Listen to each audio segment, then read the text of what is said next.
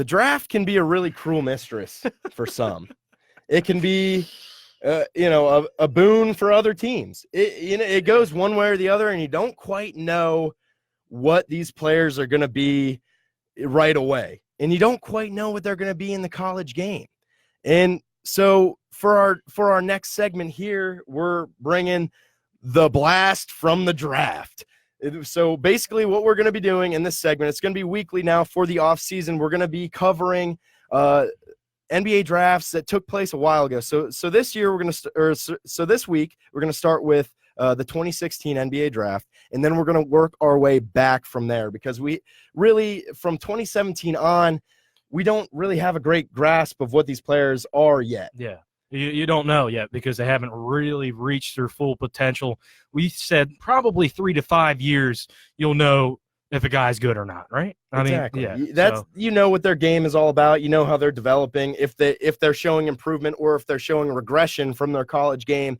That 3-year to 5-year mark is really where you see players improve the most. So the coaching kicks in, getting used to the 82 games. Everything really starts to mesh for players that 3rd year in the league.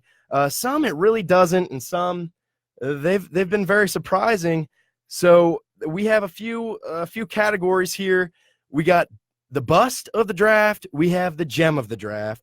We have the smart pick of the draft. We have the best pick of the draft, the WTF pick of the draft, the worst team draft, and the best team draft overall for that year. So this year it's 2016, and we're going to start out with the bust pick of the 2016 draft. Who you got for us, McClure? Yeah, I got a Dragon Bender. Remember this guy?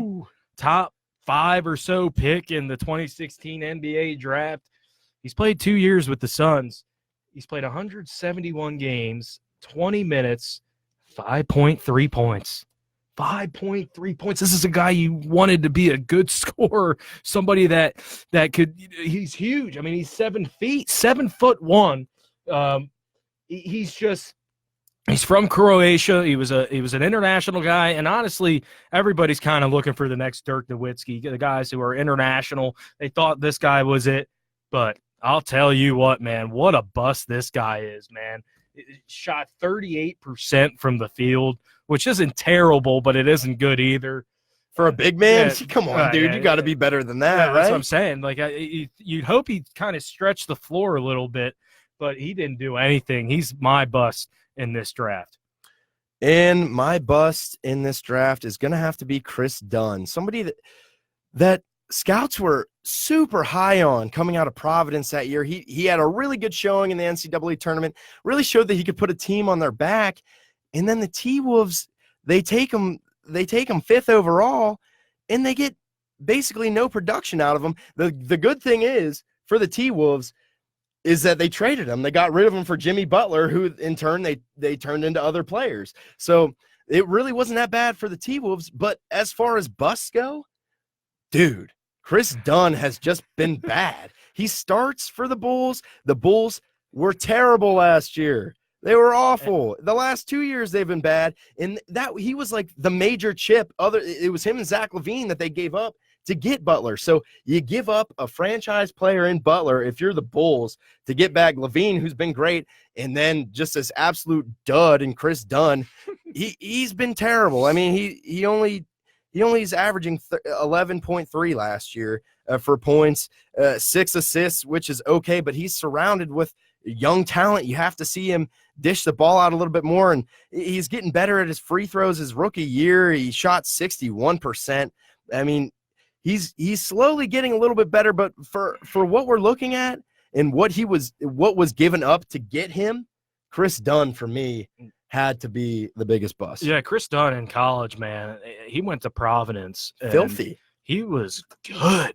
I remember my dad told me they went to the NCAA tournament, him and my brother, and they were watching Chris Dunn play, and they were just amazed about this kid, Chris Dunn. So, and it just didn't transfer to the NBA game. Like, it happens all the time, and you mentioned he's a starter for the Bulls, but I think a lot of guys expected him to be a lot better than what he was. And the thing is, he came out whenever he was 22. Yep. So, and he's 24 now. How much farther can his game expand? How much longer can we go? Yeah, seriously, how much better are you gonna get? You were supposed to be like a really nice polished product coming out after 4 years of college, and you just go and lay an egg in the league. He's somebody who's probably going to be just another rotational guy. Whenever you take him with the 5th overall pick, ahead of guys like Jamal Murray or Domantas Sabonis. These are guys who have been way better. But moving on to the gem of the draft. These are the guys, the diamonds in the rough, the ones that nobody really expected to be great players that turned out to be really solid or great players in the NBA today. Yeah, and I'm going to go with Pascal Siakam from New Mexico State. This guy, he's just grown every year he's been in the league, and he made that step last year, and he was a big reason why, as much as we want to say Kawhi, you can't not say Kawhi got him to the finals and ultimately won him a finals. This guy was the sidekick. It wasn't Lowry. It was Pascal Siakam. And now with Kawhi out, we're going to see what this guy's made of. He had just a great year last year. Remember game 1 of the finals, he dropped 30 points or something like that over the Warriors, kind of set the tone of what that series was going to be like. That's my gem of the draft. Yeah, he looked fantastic. And as the 27th overall pick, he was in the G League for a while. He was getting coached up by his current coach now, who also stepped up from the G League. So they kind of made that transition together. It's one guy that Nick Nurse brought up with him, and he's really developed into one heck of a player, really got into his own body and put in the work, put in the reps, and he's been a solid guy. For me, though, it's going to have to be Malcolm Brogdon. We talked about him last week. He just signed with the Indiana Pacers. He's to a pretty big, substantial deal there for him. He was kind of I don't want to say the lifeblood, but he was that third guy there for Milwaukee whenever he played for him. He was an excellent college player. Nobody thought he could shoot because, of course, none of those Virginia guys can shoot.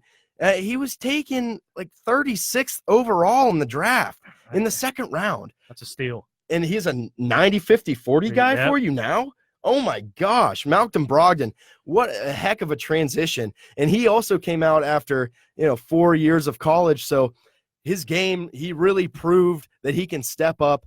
And for a second-round pick, you really can't argue with, his production so far in the league. He has been absolutely outstanding. For me, he was the diamond in the rough. Second-round pick. Now he could potentially be up for an all-star bid. Yeah, he could. Next season. And he was really durable, too, in the NBA until he got hurt last year. This is a guy who really never missed games until last season. So we're going to have to see what he does in that new system in Indiana. I think he's a perfect fit there, and he got a big deal, and deservingly so. Yeah, and on to our smart pick of the draft. This is somebody that maybe wasn't on everybody's radar. Scouts were wishy-washy on him, but that GM that picked him really cut through the BS, took their guy because they saw the potential. They really understood who this player was going to be. It may not have been a top 5 pick, but somebody who fell outside of that range where these guys are supposed to be locks. McClure, who's your smart pick of the 2016 NBA draft? I had Jamal Murray because you knew that this guy was going to be, I think, a good player in the NBA because he had range as a shooter and he could dribble the ball, and he wanted the ball in his hands at Kentucky. And he just wanted to – you knew this guy was going to be a solid NBA player in the draft. He was picked in a top 10 there for Denver, and they made a great pick because you see what he did last year, pretty much taking that team, being him and Jokic, being those two guys there. That was my smart pick because he's just going to continue to get better as an NBA player, maybe an all-star, all-NBA team in the near future. Honestly, he's got great size. He has great touch. He can really take over games. His scoring ability is magnificent. I don't know what GMs were thinking letting him slip to 7th. What an absolute find right there. I mean, if you're talking smart picks, that dude is one of the best players in this draft, if not the second best player currently in this draft. So He excellent pick there by the front office for Denver. And for me, I'm going to have to go with Caris LeVert out of Michigan. He had some injury woes. He still has continued to battle through injuries. But while he's on the court and he's going to be fully healthy for this season, he's been fantastic. I mean, the dude comes in, he gives you great minutes, grinds it out for you. He's an excellent athlete. He was the same guy in Michigan. He really fueled that team during their NCAA tournament runs. He was just a really solid player. And for the Brooklyn Nets, who at that time had to be really savvy with their draft picks because they had given the whole haul away to Boston at that point for Pierce and for Kevin Garnett. So they had to be smart with these picks. They were very smart selecting a guy who they thought had really good potential. He's a real accurate guy. He's a dog on defense. He came out at 22 years old, so he had experience. He was a guy that you could throw into the rotation early. And I really like this Caris LeVert guy. I think he's going to be really good for Brooklyn going on into the future for the next 6+ years. He's already proven his worth at a non-lottery pick. You never know what you're going to get out of these guys, but he's really proven his worth, and he deserved to be picked number 20th in that 2016 NBA draft. Yeah, he was a great pick, and he dealt with the injuries, came back in the playoffs, and played well. Let's see if he makes that jump this year. And on to our next picks here. This is our WTF pick. This is a pick that really just confused us. It's like, what's going on here? Why is this guy getting selected here? What did these GMs see in these guys? I mean, what are you trying to do? Are you trying to get better as a team or no? And for me, my pick is Georgianos Papagiannis. Oh my goodness. Say that again? Georgianos Papagiannis. I mean, this guy is basically just the equivalent of like a bologna sandwich on the court. They really could have selected a bologna sandwich, and they would have been much better. They'd at least be less hungry as a franchise because this dude was absolute trash. He played 39 games in his entire career in the NBA, 4.1 points, 3.2 rebounds, and less than 1 assist. He was terrible. His player efficiency rating of 12.6, he just couldn't get it done. He was drafted by the Suns and then traded to Sacramento in that Marquise Chris deal, which we'll get to later. But this dude, I mean, gorgeous Papa John's. What are you doing? These guys drafted a pizza. He's awful. This was a pick that's just like, WTF, man. What are you thinking? Yeah, and my WTF pick is Diamond Stone from the University of Maryland. He was a second rounder, the 40th pick of the draft. This guy, they drafted him so young, and he had a good year at Maryland, but the dude's slow. Did you draft him because he's got a cool name? I mean, it's a great name, Diamond Stone. Great name. That's pretty cool, man. But the guy's played 7 games in the NBA, 1.4 points, 23%. He's in the G League now. Now, you're really struggling finding somebody good, in the second round. But Diamond Stone, how are you drafting him? That's like drafting Tony Carr for Penn State. It really is. I mean, the guy's played 1 year. Terrible. Played 1 year at Maryland, and he was good. But let's see if this guy can develop. Tony Carr obviously came out a year early, I think a lot of people say. And, he's playing overseas. Diamond Stone, he's playing in the G League. That's my WTF pick. I mean, Diamond Stone, come on, man. He's just – what were you thinking? I remember watching this guy in college, and like you said, he just looks slow. And you get guys like an Isaiah Whitehead, who was a good pick, who's played solid minutes, who was taken after him. You got guys like a Jake Layman, who is a rotational player for Portland, that was taken after him in the draft.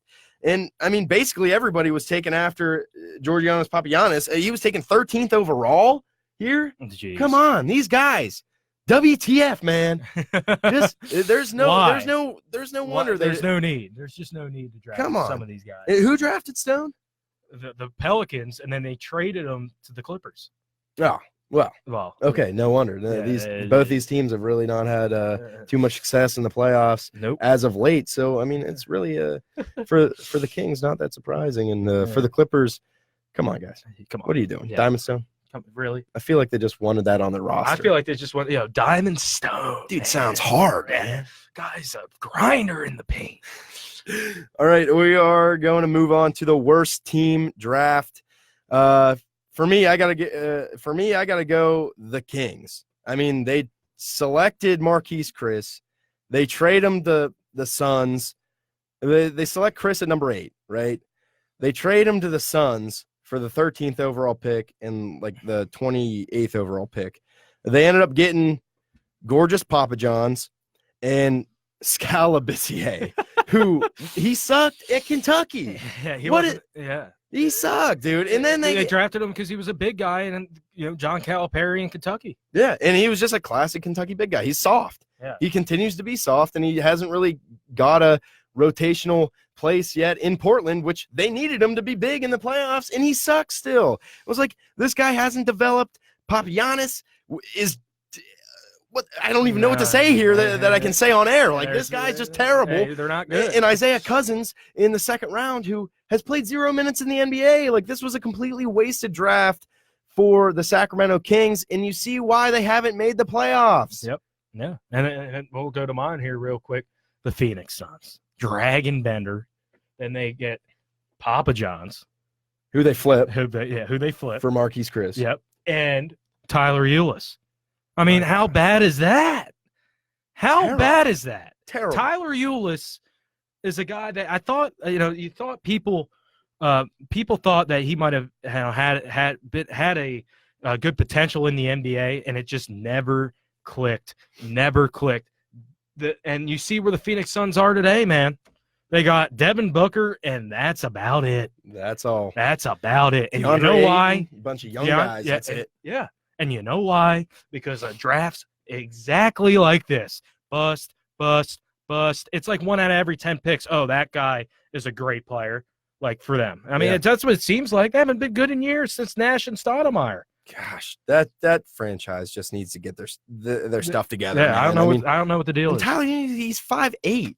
Like, what do you think this guy's gonna do in the NBA? Right? Like, there's about 2 or 3 5'8" players that actually make a difference in the NBA in all time.